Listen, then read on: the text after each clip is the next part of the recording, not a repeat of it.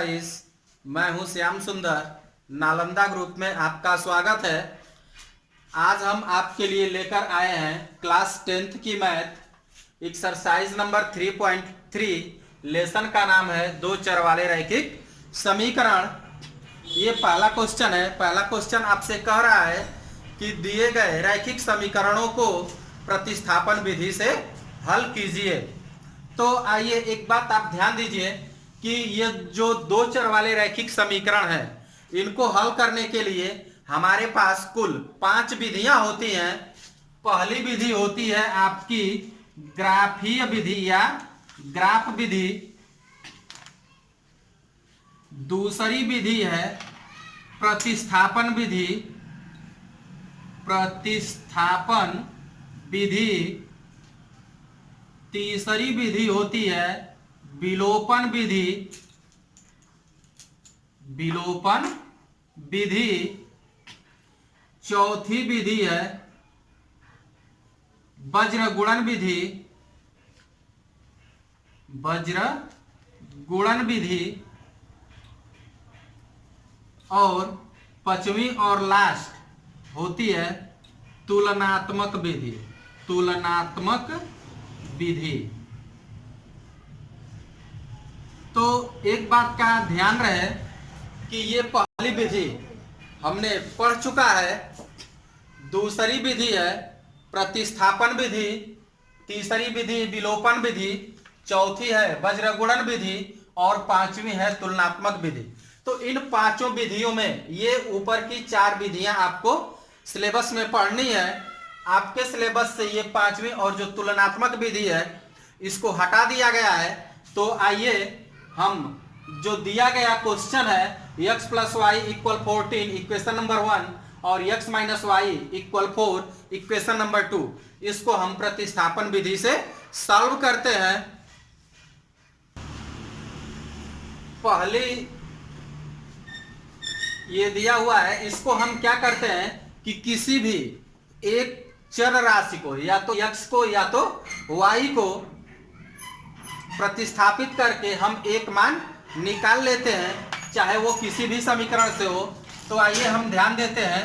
पहले समीकरण नंबर 2 को हम 2 से x का मान निकालते हैं, यानी कि x बराबर ये आपका हो गया 4 और ये -y। जब इसको पक्षांतर कर देंगे तो ये हो जाएगा दाहिनी तरफ आकर +y और ये हो गया हमारा समीकरण नंबर 3। ये आया कहां से?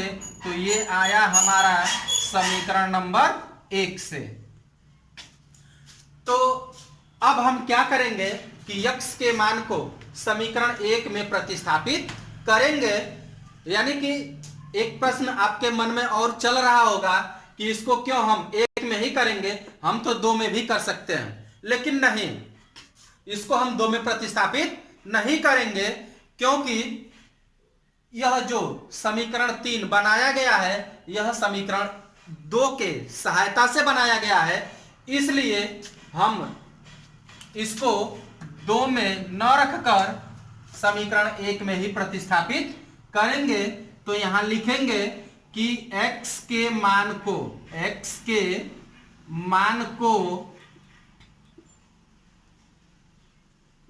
समीकरण 1 में प्रतिस्थापित करने पर, समीकरण 1 में प्रतिस्थापित करने पर। तो आइए ध्यान देते हैं, x का मान हम समीकरण 1 में रख देंगे। तो आइए रख देते हैं। x के जगह पर हम क्या रखेंगे? 4 + y।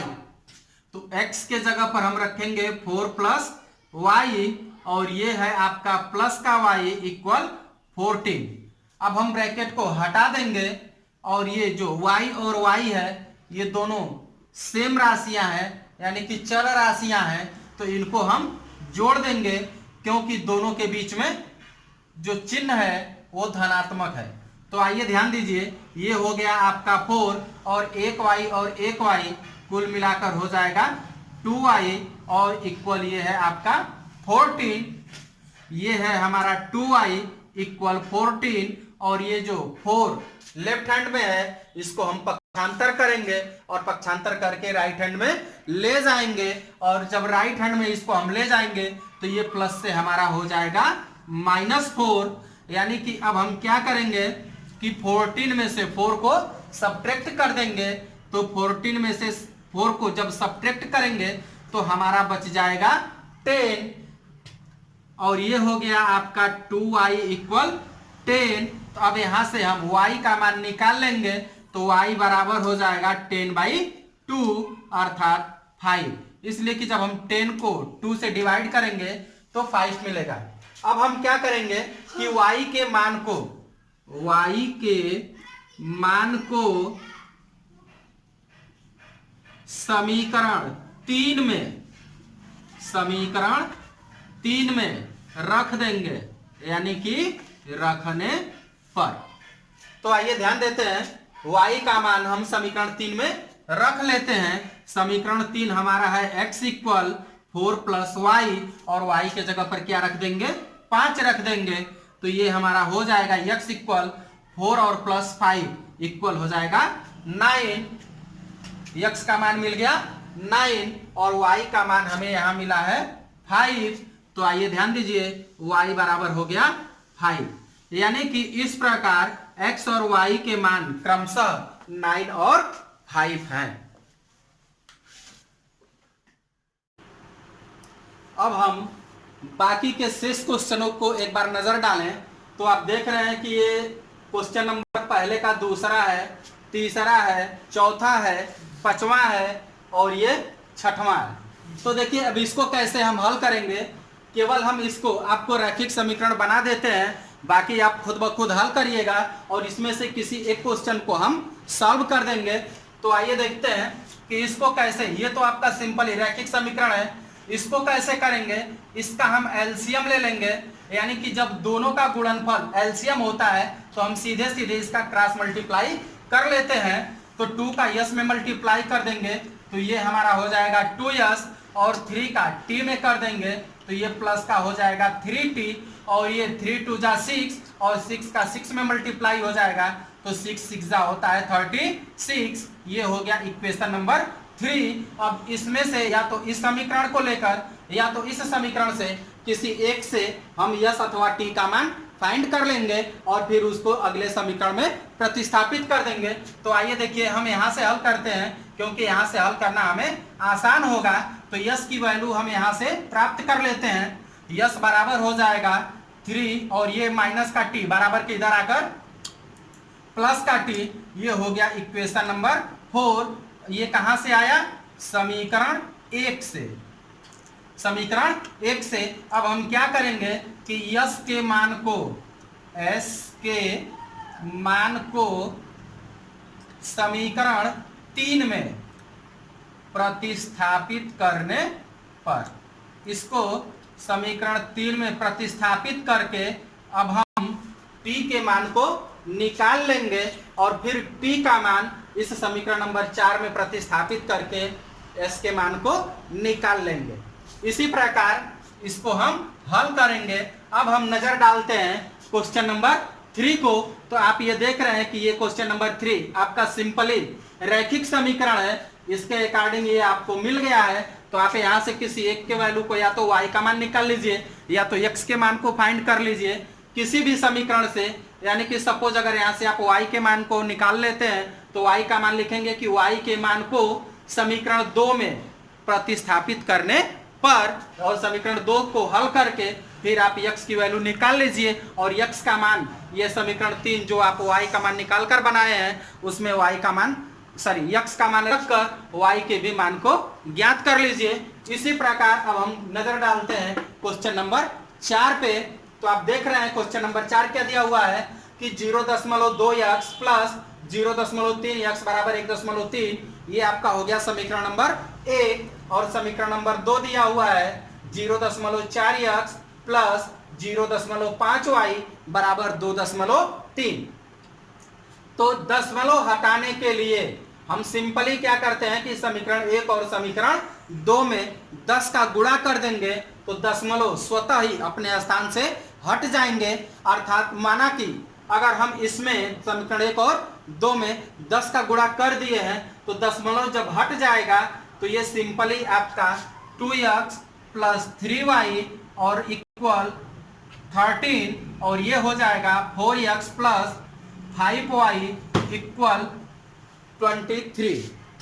अब बाकी यहां से x और y के मान को हम सेम इसी प्रकार से ज्ञात कर लेंगे, तो इसको भी आप ज्ञात कर लीजिए। इसको अभी हम आपको छोड़ रहे हैं, फिर अभी हम चर्चा कर रहे हैं इस पे।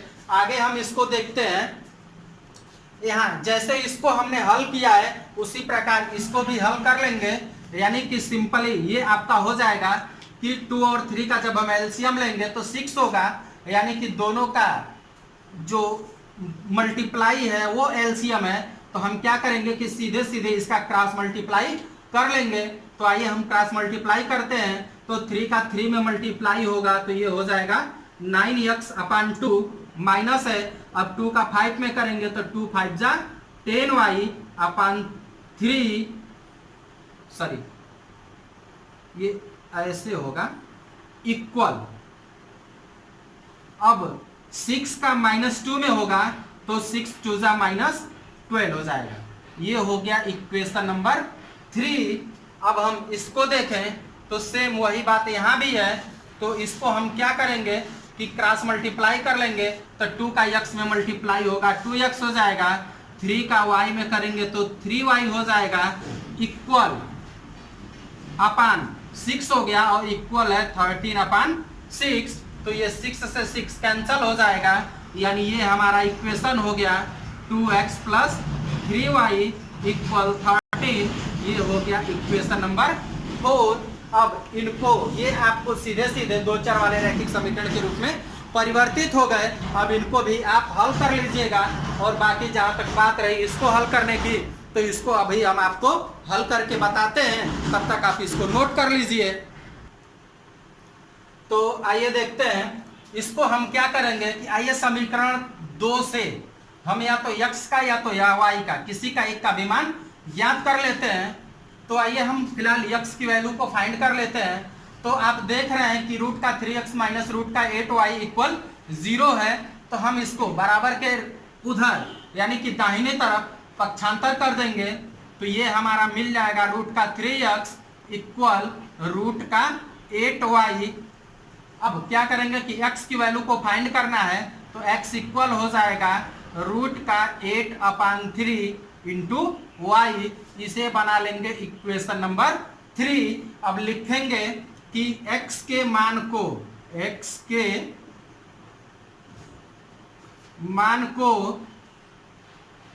समीकरण 1 में प्रतिस्थापित करने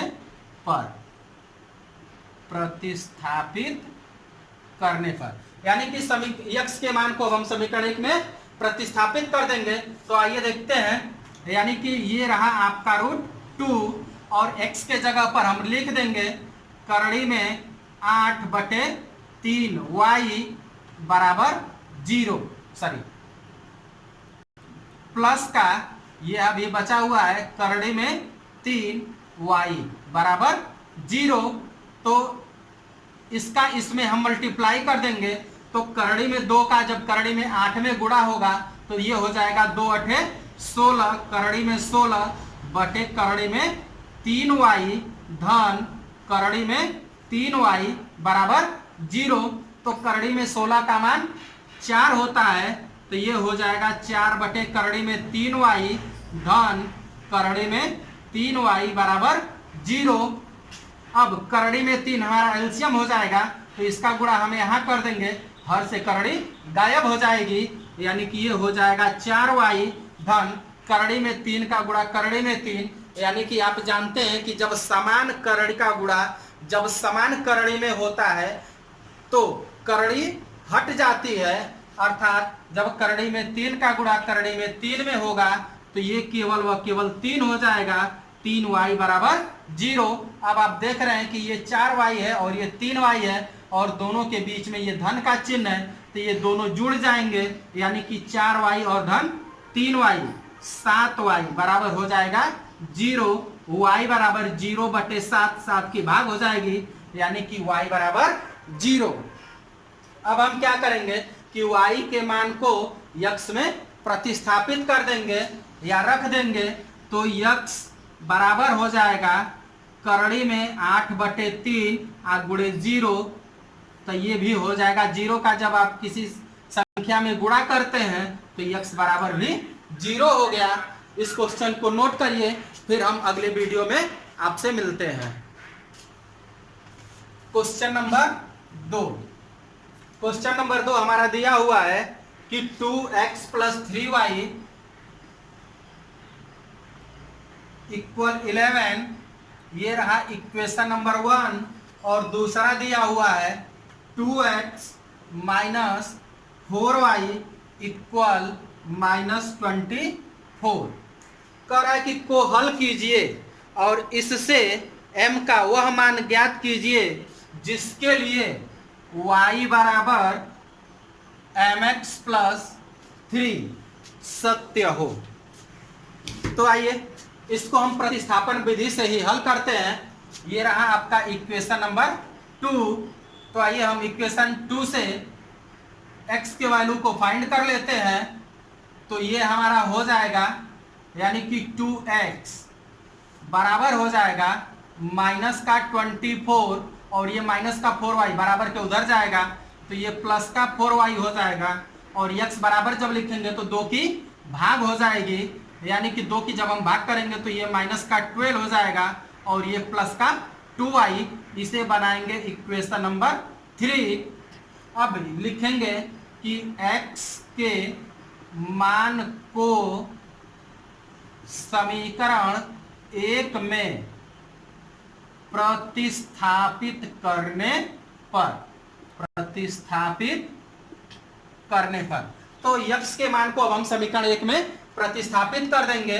तो x के मान को प्रतिस्थापित करिए, ये रहा 2 और x के जगह पर लिखेंगे -12 +2y और ये है +3y = 11। तो इस ब्रैकेट में इस 2 का मल्टीप्लाई हो जाएगा, तो 2 का गुणा जब हम -12 में करेंगे तो ये हो जाएगा -24 और 2 का गुणा 2 में करेंगे तो ये हो जाएगा +4y और ये पहले से है आपका +3y = 11।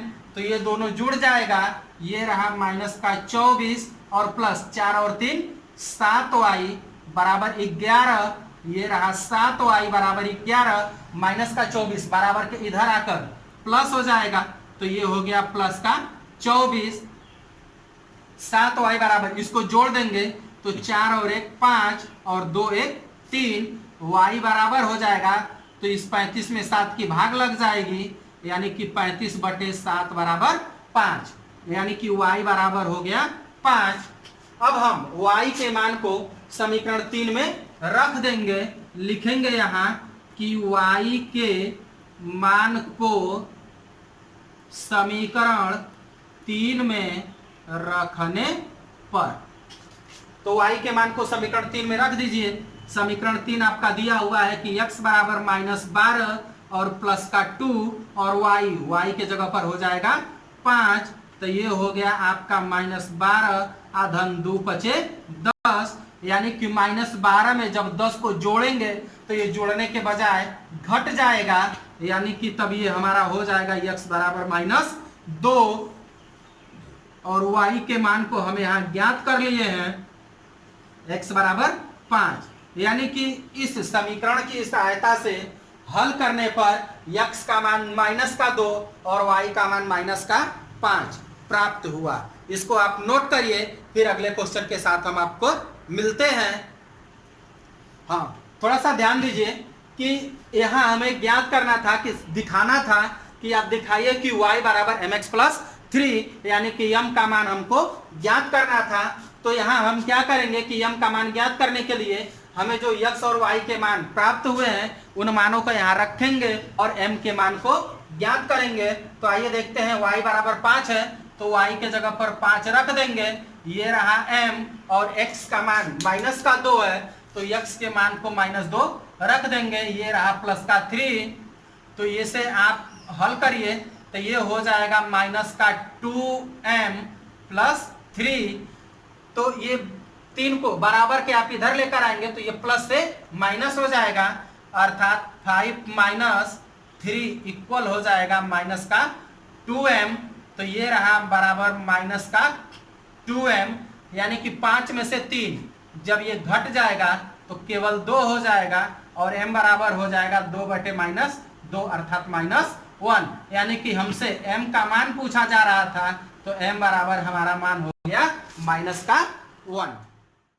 अब आइए क्वेश्चन नंबर 3। क्वेश्चन नंबर 3 हमारा दिया हुआ है कि निम्न समस्याओं में रैखिक समीकरण युग्म बनाइए और उनके हल प्रतिस्थापन विधि द्वारा ज्ञात कीजिए। तो आइए देखिए कि पहला क्वेश्चन हमारा दिया हुआ है, कह रहा है कि दो संख्याओं का अंतर 26 है और एक संख्या दूसरी संख्या की 3 गुनी है, उन्हें ज्ञात कीजिए। तो ध्यान दीजिए कि ये इबारती प्रश्न जो हैं इनको हम केवल आपको रैखिक समीकरण बनाकर दे देते हैं, आप इसको प्रतिस्थापन विधि से खुद ब खुद हल करिए। अगर उसमें किसी भी प्रकार की आपको प्रॉब्लम या समस्या महसूस होती है तो आप कमेंट बॉक्स में हमें इंगित करिए, हम वीडियो बनाकर आपको प्रस्तुत कर देंगे। तो आइए देखते हैं, दिया है कि दो संख्याओं का अंतर 26 है। मान लीजिए कि माना दो संख्याएं क्रमशः x तथा y है। कह रहा है दो संख्याओं का अंतर 26 है, तो अंतर कह रहा है तो एक में से अगर दूसरी संख्या को हम घटा देंगे तो उसका अंतर कितना मिलना चाहिए? 26 मिलना चाहिए, अर्थात x माइनस वाई बराबर 26। दूसरी शर्त हमारी ये कह रही है कि एक संख्या दूसरी संख्या की 3 गुनी है, यानी कि एक संख्या x जो है y की क्या है? 3 गुनी है।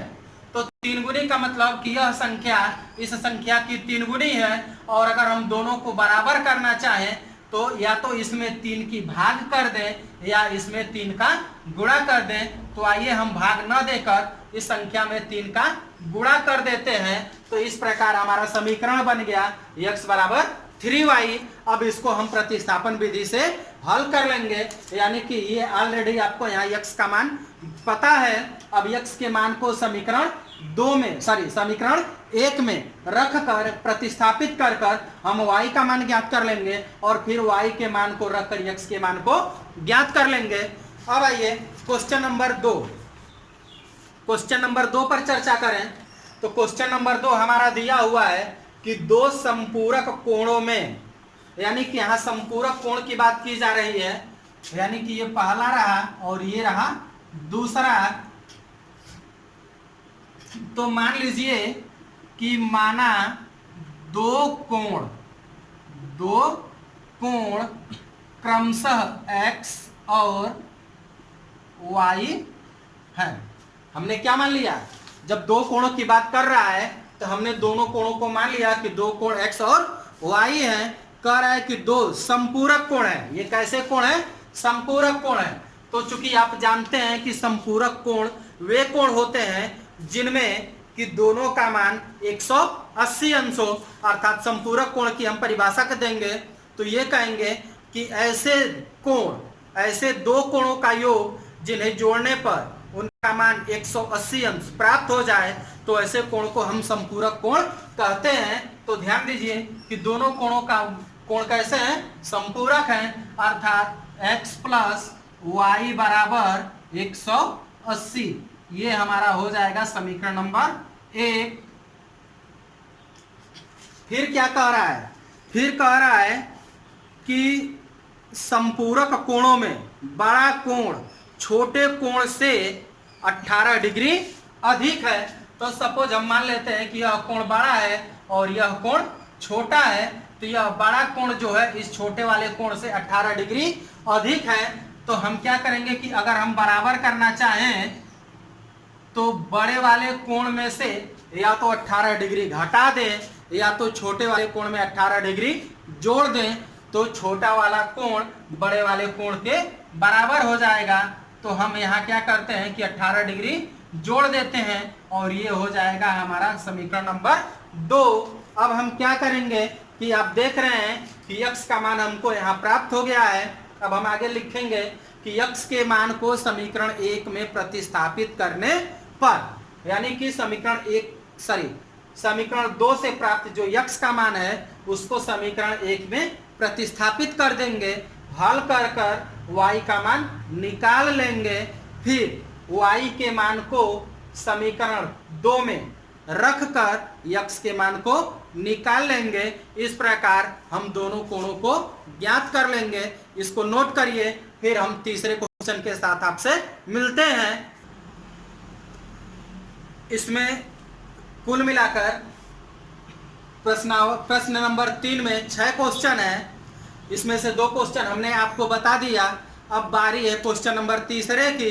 तो एक बात आप ध्यान दीजिए कि ये इबारती प्रश्न है जिसमें कि 6 आपको दिए हुए हैं, 2 को हमने बता दिया। अब तीसरे की बारी है, तीसरे को भी हम बता देते हैं। बाकी शेष जो 3 क्वेश्चन बच रहे हैं, हम इस क्वेश्चन को वीडियो के लास्ट में आपको दे देंगे। आप खुद ब खुद इसको हल करिए। अगर किसी तरह की समस्या आती है तो आप कमेंट बॉक्स में हमको बताइए, फिर इसकी वीडियो बनाकर हम आपको या पीडीएफ के माध्यम से आपको प्रस्तुत कर देंगे। क्योंकि आप भी तो कुछ मेहनत करिए तो पता चलेगा कि हाँ आपसे इस प्रकार के क्वेश्चन बन रहे हैं या नहीं बन रहे हैं, तब तो अच्छी बात है। अगर नहीं बन रहे हैं तो फिर आप हमें बताइए और हम आपसे उम्मीद भी करेंगे कि इसका आंसर भी आप हमें बताएंगे। आइए देखिए, एक इसमें ये क्वेश्चन नंबर 3, 4 और 5 हम आपको छोड़ देते हैं। लास्ट क्वेश्चन इसमें दिया है आयु के आधार पर, तो आयु के आधार पर एक क्वेश्चन हम आपको बताते हैं। देखिए,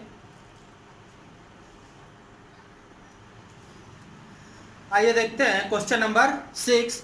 करे 5 वर्ष बाद जैकब की आयु उसके पुत्र की आयु से 3 गुनी हो जाएगी। 5 वर्ष पूर्व जैकब की आयु उसके पुत्र की आयु की 7 गुनी थी। उनकी वर्तमान आयु क्या है? तो आइए मान लेते हैं कि माना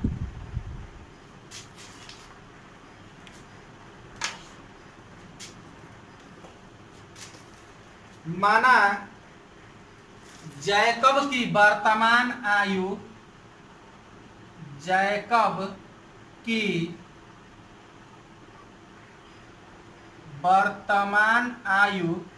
x वर्ष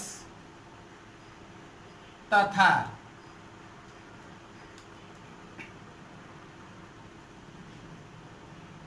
पुत्र की वर्तमान आयु y वर्ष है। प्रश्न हमारा क्या कह रहा है? क्वेश्चन हमारा ये कह रहा है कि 5 वर्ष बाद का अर्थ ये है कि धनात्मक 5 वर्ष बाद। तो ध्यान दीजिए, वर्तमान आयु जैकब की कितनी है? x वर्ष, और उसके पुत्र की वर्तमान आयु कितनी है? y वर्ष। 5 वर्ष बाद की बात कर रहा है, तो हम दोनों की आयु में 5 वर्ष जोड़ देंगे।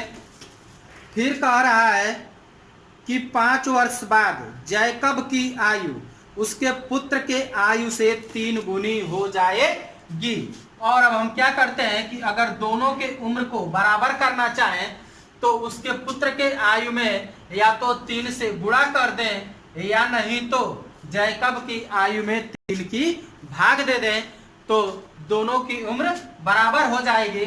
तो हमने क्या किया कि पुत्र के आयु में 3 का गुणा कर दिया। तो अब इसको हम हल करेंगे, यानी x + 5 इक्वल हो जाएगा 3y + 3 5 जा 15।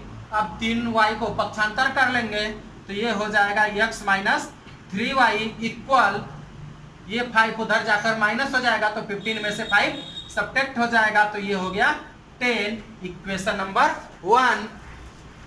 फिर आगे देखिए, कह रहा है कि 5 वर्ष पूर्व का अर्थ होता है माइनस या ऋणात्मक। दूसरी शर्त क्या कह रहा है? 5 वर्ष पूर्व, तो ये हो जाएगा x - 5, पुत्र के भी आयु में हो जाएगा x - 5। 5 वर्ष पूर्व जैकब की आयु, पुत्र की आयु की 7 गुनी थी। यानी कि जैकब की जो आयु है उसके पुत्र के आयु की 7 गुनी थी। तो फिर वही बात है कि अगर हम बराबर करना चाहें तो या तो इसमें 7 का गुणा कर दें या तो इसमें 7 की भाग दे दें। तो आइए हम गुणा करते हैं, फिर इसको हल करेंगे। तो हल करिए, ये हो जाएगा x माइनस 5 इक्वल हो जाएगा 7y माइनस 7 पचे 35। ये हो जाएगा x, ये 7y बराबर के इधर आकर माइनस हो जाएगा, तो माइनस का 7y बराबर का ये माइनस 35 और ये इधर आकर प्लस हो जाएगा। तो 35 माइनस 35 में 5 जोड़ देंगे तो हो जाएगा माइनस 30। यानी कि x माइनस 7y इक्वल हो जाएगा माइनस का 30। ये हो गया इक्वेशन नंबर 3। यहाँ से हम क्या करेंगे कि x के वैल्यू को फाइंड कर लेंगे। x के मान को फाइंड करने के पश्चात इसको बनाएंगे इक्वेशन नंबर 3 और लिखेंगे कि x के मान को समीकरण 1 में प्रतिस्थापित करने पर, और फिर प्रतिस्थापित करके y के मान को यानी कि पुत्र की आयु को हम ज्ञात कर लेंगे। फिर पुत्र की आयु को समीकरण नंबर 3 में प्रतिस्थापित करेंगे, रखेंगे और फिर जैकब की आयु को ज्ञात कर लेंगे। तब तक के लिए धन्यवाद। इस वीडियो को ये लेसन आपका कंप्लीट हुआ और आप इसको हल करेंगे। किसी भी प्रकार की समस्या आने पर आप कमेंट बॉक्स में हमें इंगित करेंगे, फिर उसका सलूशन हम आपको देंगे। फिर और हम मिलेंगे अगले वीडियो में। तब तक के लिए धन्यवाद, नमस्कार।